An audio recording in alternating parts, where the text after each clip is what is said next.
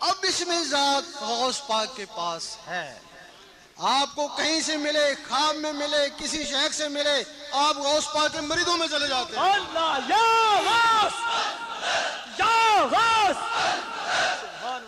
جن لوگوں کو ان کے زمانے میں ملا وہ ان کے اصلی مرید ہیں، جن کو ان کے زمانے کے بعد کسی بھی وسیلے سے ملا وہ ان کے داخلی مرید ہیں. غوث پاک نے 70 مرتبہ اللہ تعالیٰ سے وعدہ لیا ہے کہ میرا مرید ایمان کے بغیر نہیں جائے گا. فرماتے ہیں میرا مرید میرا ہاتھ بہت بڑا ہے، تو ایمان سے کبھی بھی نہیں جائے گا.